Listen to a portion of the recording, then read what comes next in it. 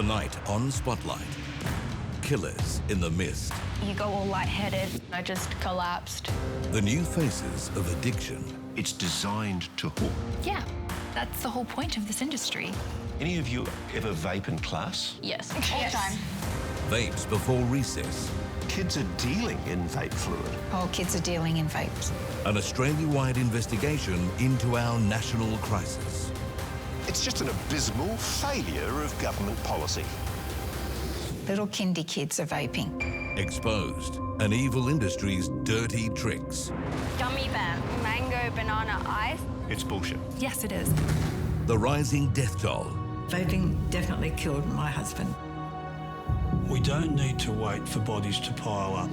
And we take on the controversial doctor. Nicotine is addictive, but relatively benign. How can you possibly say that? Are you suggesting I'm hiding the evidence? Who says it's all a load of hot air. Hello, I'm Michael Usher. Welcome to Spotlight and our Australia-wide investigation into what is rapidly becoming a national emergency as the country's vaping epidemic hits crisis levels. Teenagers are battling addiction, adults are dying, and even children in kindergartens have been caught using these insidious e-cigarettes. Tonight, the smoking gun. We reveal the illegal and foreign products flooding our cities. Made in China and aimed at children, they're breeding a new generation of addicts. Also, the results of our forensic clinical trials. We expose the deadly proof of what your vape really contains. Here's Ross Coulthart. Over my years as a journalist, few things have appalled me more than the ethics and tactics of big tobacco. What cigarette do you smoke, Doctor? All I got here is a new brand of cigarettes. An industry which knew it was killing its customers and lied about it under oath. I believe that nicotine is not addictive. I believe that nicotine is not addictive. Right now, we are witnessing an explosive influx of illegal vapes. Tens of thousands of them being churned out of Chinese factories every day and destined for Australian convenience stores and classrooms. Kindy kids are vaping. Little kindy kids are vaping. The Health Department has named it the #1 crisis in our schools today. Vapers are 3 times more likely to take up cigarettes. Their biggest customers are our kids, a new generation becoming hooked on nicotine. What was presented as a pathway out of smoking has become a pathway into smoking for the youngest Australians. So you're all aware that you can suffer things like something called popcorn lungs? Yes. Yeah, we've seen that. Collapsed lungs? Yep. You've actually seen it. You've seen people suffer. When someone coughs, you can hear, like, I don't want to say fizzling, but the popping noise that it makes. Holy hell. So there are kids that are so sick from this, they're already showing symptoms of this kind of yeah, illness. I cough now and it sounds like I've smoked I have 3 packets of smokes a day. Cough up like black mucus because of their vaping. Oh, you're scaring me. Australia's vaping epidemic is tragically being felt most acutely not in bars and nightclubs, but in classrooms. Us kids, we're reliant on this nicotine because we're addicted to it. Like, we can't go without it. It's funny really though, isn't it? bad The symptoms. fact that you can't go without it because it'll make you sick, but in the long term it'll make you even sicker. We don't see previously healthy 17-year-olds that sick that quickly. We've agreed not to identify the school these teens attend, but with the permission of their teachers and parents, they reveal the confronting truth about what vapes are doing to them and their friends. So the big question, and I'll start with you, do you think you're addicted? Yes. Yeah.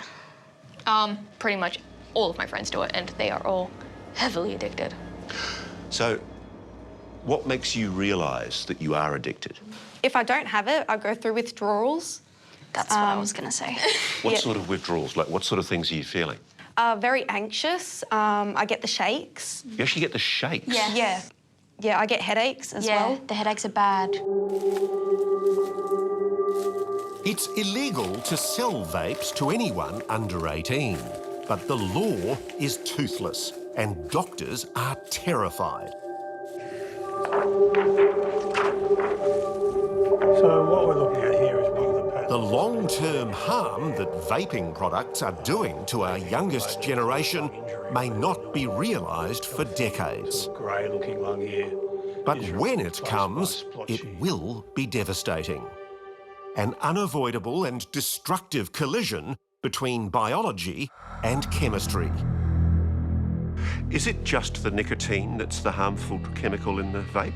Absolutely not. There is a whole host of chemicals in vaping products. They've been likened to what you would find in nail polish remover, in insecticides. They contain stuff we can find commonly in household cleaners. Weed killer. Yeah, so a lot of like killers and like bleachers, because the government has been shoving those ads down everyone's throats. Have you seen them? Nail polish remover. Acetone strips paint from walls. Do you know what you're vaping? Every time I see one of those ads, I just take a hit. It's just like, we know. The number one thing that they report from that first inhale of the vapor is the nicotine head spins that they get. You go all lightheaded, a bit dizzy, and that's what gets you hooked on it. It's something they go back for. It rushes the nicotine like through your body. It kind of just all hits you at once. So, you know, you get dizzy and your vision goes blurry. And you actually collapsed? Yeah. Yeah, I've passed out before because of the head spins. I've seen my friends come to school on a Monday to hit a friend's vape because they haven't been able to vape over the weekend because they've been at their house, and it's just like the relief of finally, because it just gets so bad. It makes you really sick. They also can make you vomit. Yeah. Because from those head spins. Gee, you're really selling these things to me. What flavour you got, peach? I mean, can you think of anything else in life where they're actually allowed to put a chemical into a product that makes you addicted? Cigarettes. Yeah. They're similar but different because vapes are water-based. I think there's this impression that vaping is water vapor somehow, with maybe a bit of a sprinkling of nicotine in it. But we know what's in these products are the same chemicals we often find in cigarettes as well. How many equivalent packets of cigarettes in terms of nicotine do you think are in one of these? I'm pretty sure there's a whole pack of cigarettes worth. We're on national television, it's going to be so dramatic. No, because we were amazed. I mean, it's 16 packets of cigarettes equivalent of nicotine. In one vape? In one of these vapes. So your typical pack of cigarettes, say, has 20 cigarettes in it. Each cigarette, 10 puffs. Even I can do that math, that's 200 puffs per pack. 10,000 puffs versus 200 puffs? That is just an incredible amount of nicotine to be contained in one device.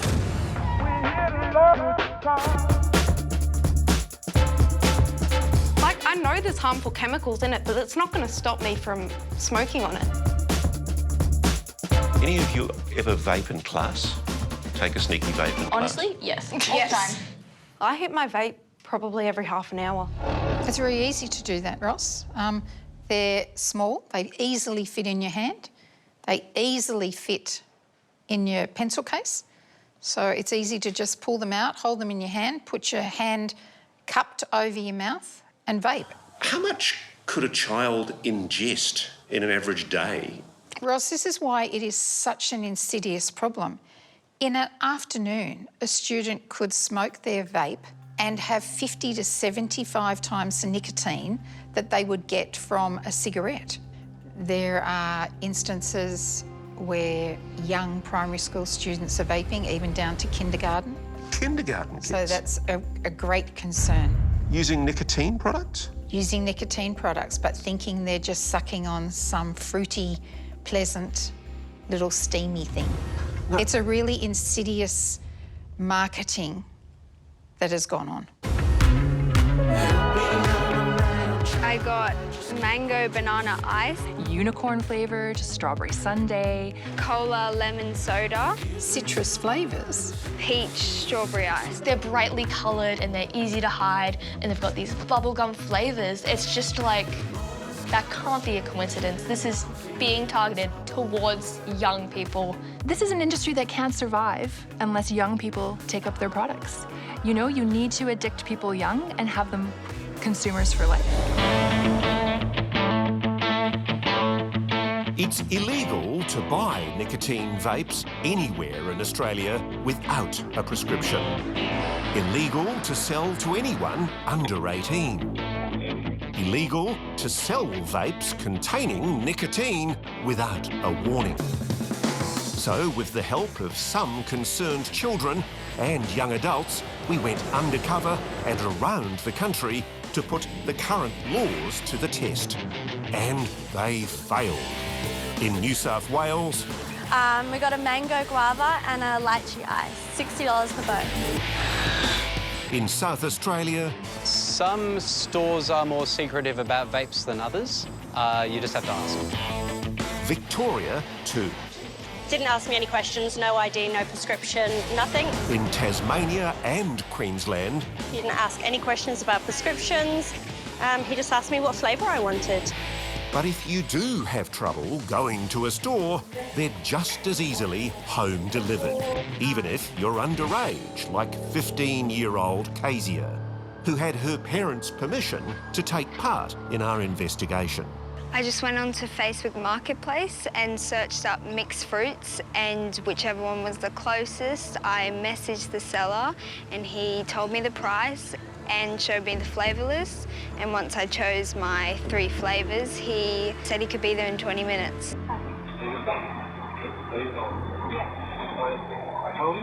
He asked if I was 18 and I lied, but he then just asked me for the money and gave me the vapes. The tightest laws of all are in WA, where it's illegal to purchase vapes of any type, nicotine or not, without a prescription. But again, the laws are being flouted by adults and children.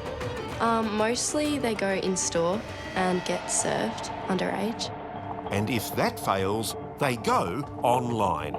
It's very easy for underage kids to buy vapes, as you just click that you're older than 18. 10 vapes for $60, and that's all done. You could drive a truck through the loophole that's allowed our kids to abuse nicotine vapes. And now the government's pledging it's going to finally eliminate this illicit trade. But if they don't spend the money, it's all talk. How did this happen? What went wrong? Well, I think what went wrong around the world is that frankly, a product that was sold to us as a therapeutic product was let go rampant. We were asleep at the wheel in the last few years, weren't we, on vapes?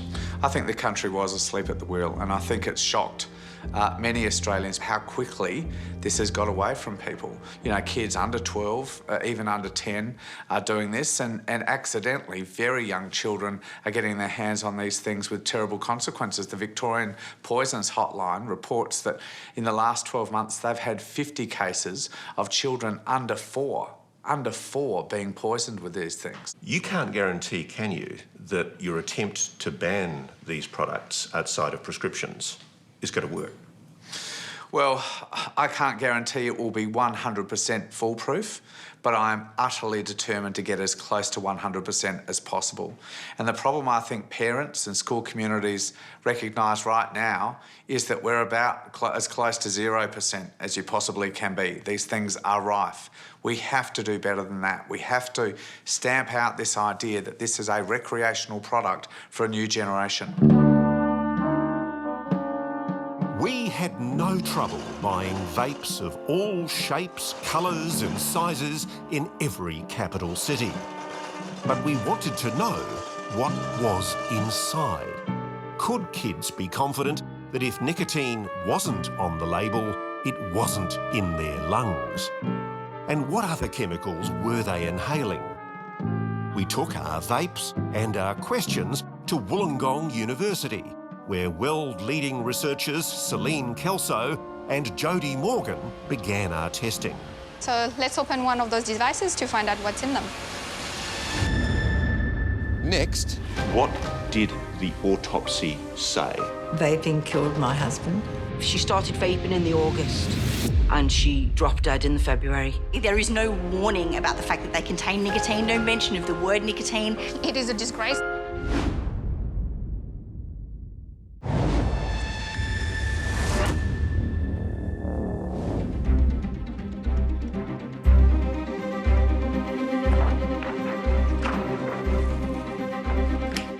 What we're looking at here is a picture which is similar to that seen in acute vaping-related lung injury.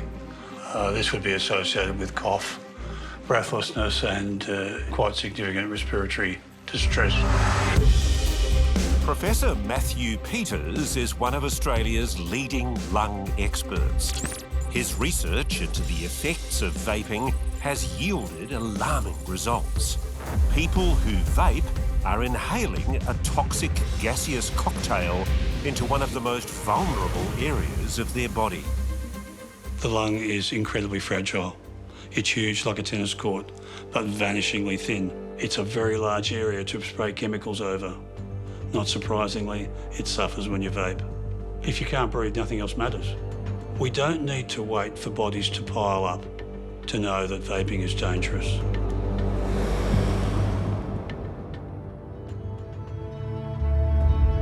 Everyone should have a Peter Hansen in their life because he was really unique.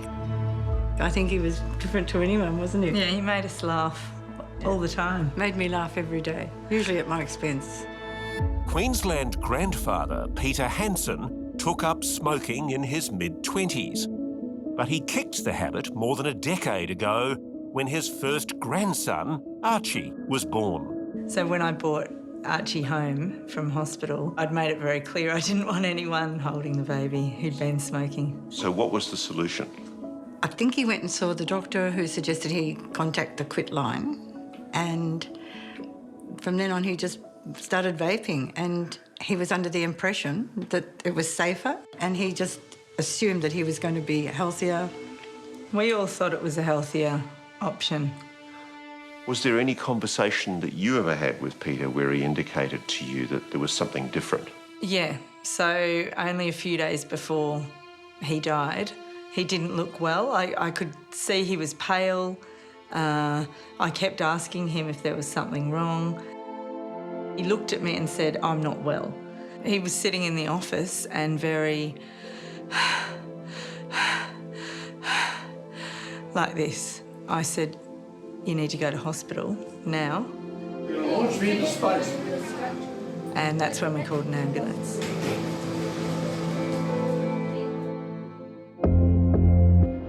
After a short assessment, Peter was rushed 120 kilometres south to Mackay, where he was seen by intensive care doctor Sean McManus.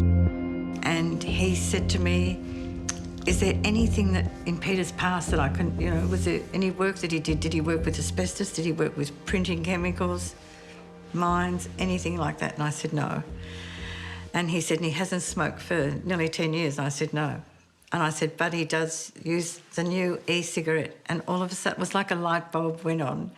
He just went, "Right." He said, the vaping thing has really got me interested. And I said to him, but what can we do?" And he said, "Pam, there's nothing we can do." So that was the moment?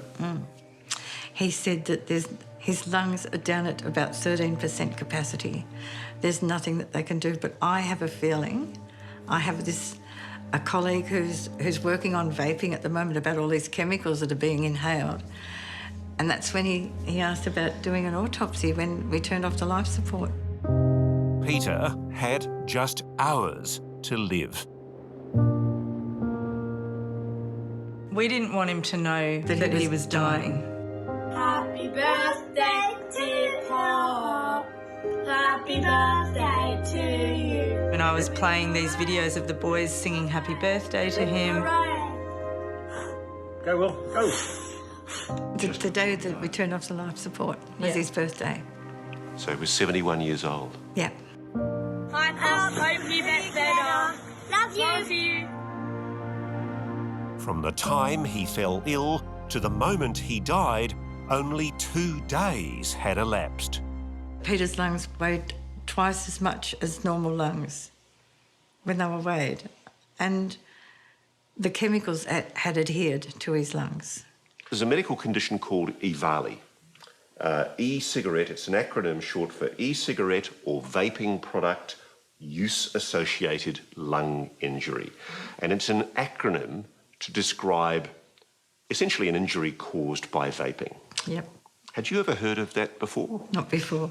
I saw it firstly in the autopsy report. And so let's be very clear. What did the autopsy say? Evali, vaping killed my husband. No doubt. I have no doubt. There's no doubt in your mind, Kelly, either? No. It's not like people that get emphysema. They can live for years and they can use oxygen. Evali kills suddenly. Your lungs collapse. I see kids vaping and it breaks my heart. I see kids getting off a school bus, 15, 16-year-olds. I've seen people come with a little thing sewn into their top that they have their vape in, and they can go like that, and people don't even know they're vaping. The British government has just made the announcement that it's going to give vaping kits to as many smokers as possible. Kelly, what do you think of the idea of giving out vape kits to smokers, as is now happening in the United Kingdom? It's a massive concern. I'm shocked.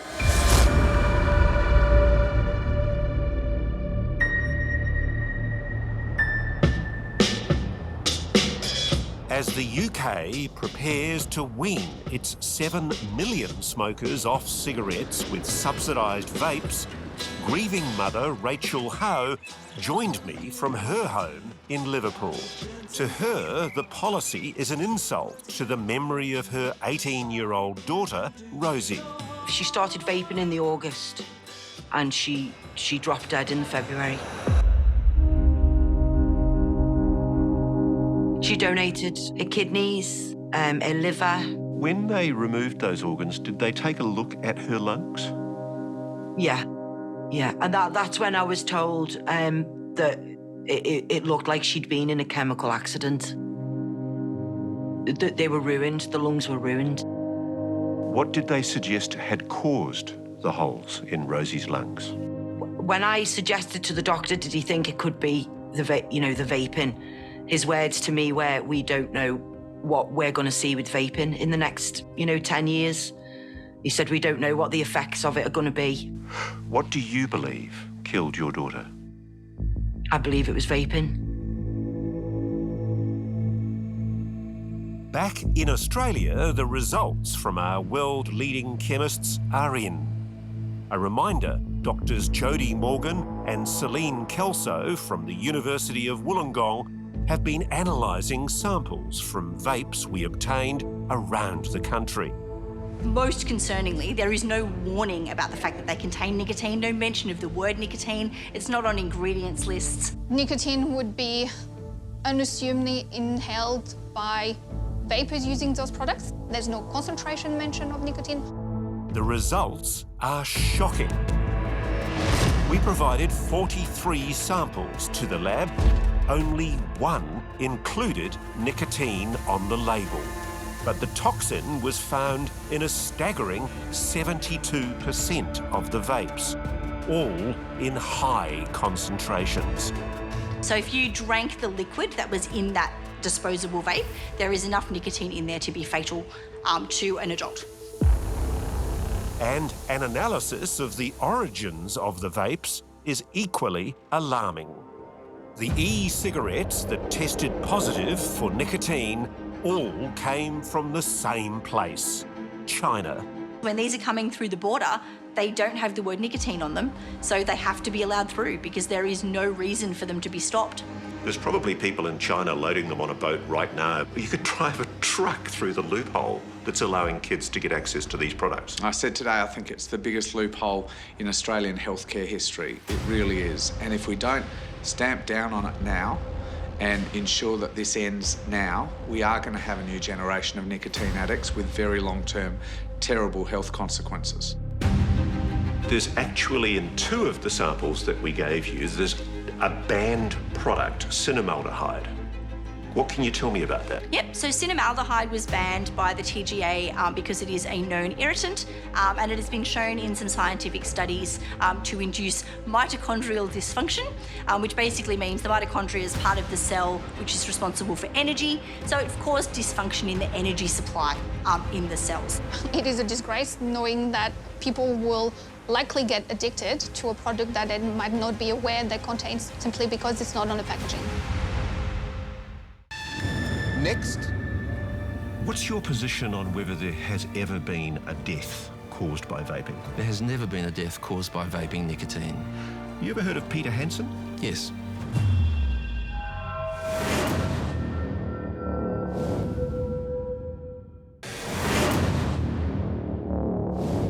As evidence mounts about the alarming health impacts of vapes, there are some doctors still loudly defending e-cigarettes and the dangerously addictive nicotine they contain. You're about to meet one of them. His name is Dr. Colin Mendelsohn, and you'll soon see why he's a friend of big tobacco. You heard Mr. Sandifer say that he believed nicotine was not addictive. I believe Mr. Sandifer perjured himself. We are in the nicotine delivery business. A delivery device for nicotine. Put it in your mouth, light it up, and you're going to get your fix. You're going to get your fix.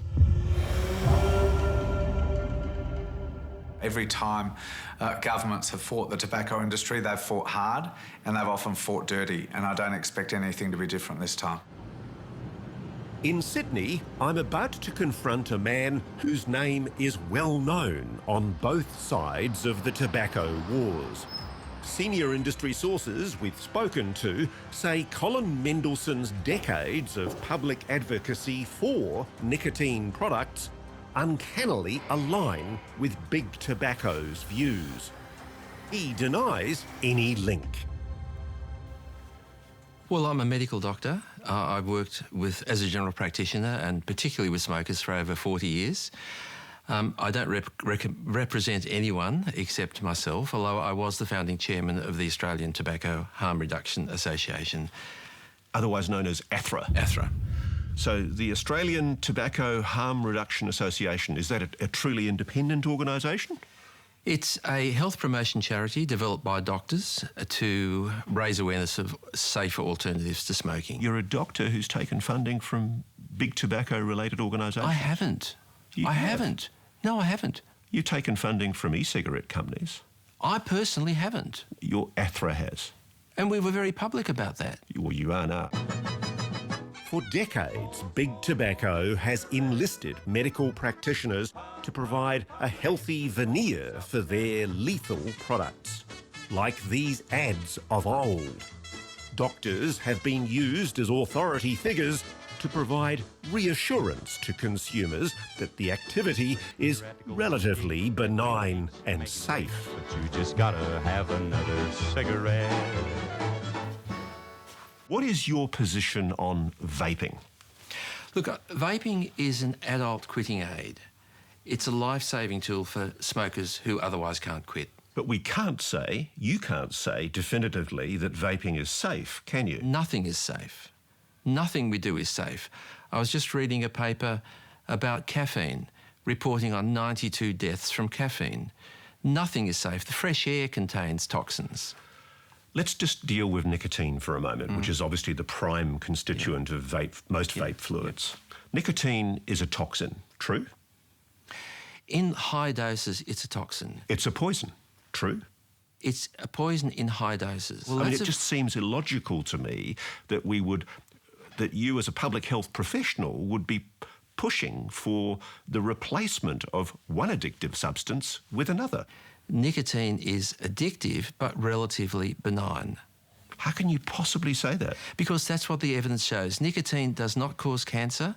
It doesn't cause lung disease. It has only a minor role in heart disease. Doctor, there are teachers, scientists, public health experts who are telling us that kids as young as 12 have been misusing these vapes. And look, and that's a bad thing. But most of it is experimentation.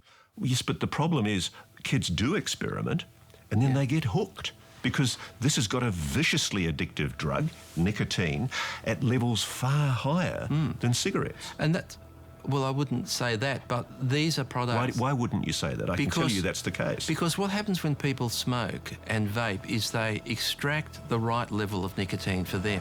What cigarette do you smoke, Doctor? Dr. Mendelssohn's assurances don't seem unfamiliar to those of us who remember Big Tobacco's shameless spin in the 70s and 80s. Spin so creative, it even caught Hollywood's attention. My mommy says cigarettes kill. Now, is your mommy a doctor? No. Well, she doesn't exactly sound like a credible expert now, does she? You know what this reminds me of? It reminds me of the arguments that the tobacco industry was putting up 30 or 40 years ago, before we knew how dangerous cigarettes really were. And it was a secret that the tobacco industry was hiding. They were concealing the evidence. Are you suggesting I'm hiding the evidence? I'm not suggesting that at all, but okay. I'm saying that the point is that for the last 50 to 60 years, the Australian public have borne the cost of a highly addictive product, tobacco, being smoked and causing incredible injury to Australians. You're now the proponent of vaping, but you admit you don't have the solid evidence to prove that it's as safe as you say. Well, can I just go back a step? I'm not the proponent of vaping, well, and I'm not the only person to support vaping. It's also supported by Public Health England, the Royal College of Physicians, Health Canada. In Australia, we take a very negative view of vaping, which you're expressing. But the evidence is very clear that vaping will save millions of lives if we allow adults who need it to use it. What's your position on whether there has ever been a death caused by vaping? There has never been a death caused by vaping nicotine. You ever heard of Peter Hansen? Yes.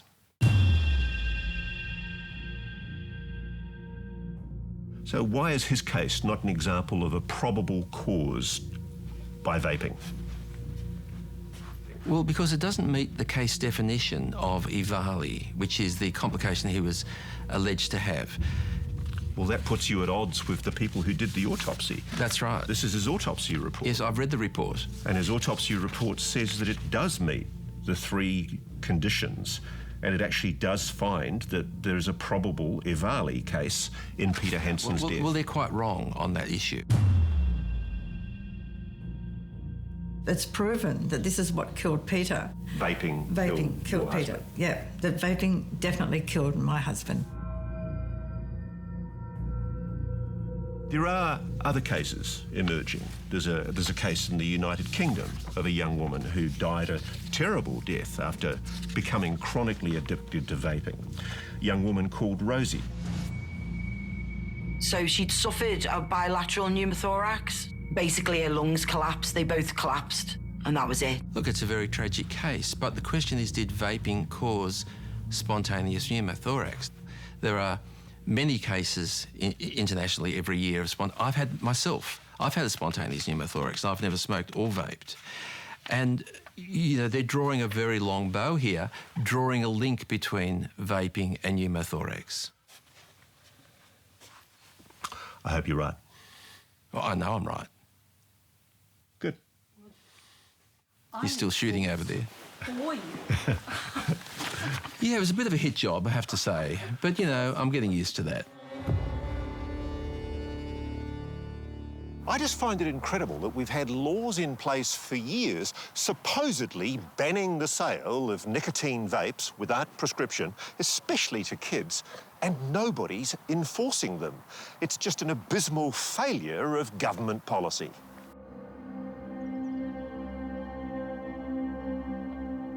So what's your fix? Well, first of all, we've got to close the border. We've got to get rid of the colours, the flavours, the packaging. Make sure that these are, as they were supposed to be, pharmaceutical-style devices sold in plain packaging with plain flavouring and only able to be sold in pharmacies after being prescribed by a health professional. If we can't stop cocaine coming into this country, how would we stop truckloads of vapes, container loads of vapes? Yeah, but cocaine isn't being sold in convenience stores, and we don't have stores being set up down the road from schools promoting cocaine to school students who are walking home. That's the problem we have with vapes. Can you forgive people for being a little sceptical, because of course we've supposedly had a ban on the sale of non-prescription nicotine vapes in shops for, I think, at least 2 years, since October 2021. That hasn't worked. But there wasn't the border ban. That's the problem. There wasn't a ban on importing these things in the first place. And once they were in the country, rife everywhere. Is it too late? No, it's not too late. I'm convinced it's not too late. It's going to be hard work. There are lots of young Australians out there, including school students, who are addicted to nicotine. They're going to need help. Do you feel a bit nervous taking on an industry like this? I mean, people have lost their careers taking on the big tobacco industry. It lied to Congress. It criminally misrepresented what it was doing. You're up against a formidable industry, aren't you? Yes, but I was a junior health minister when we were last in government. We took on big tobacco then and we won. Good luck. Thank you.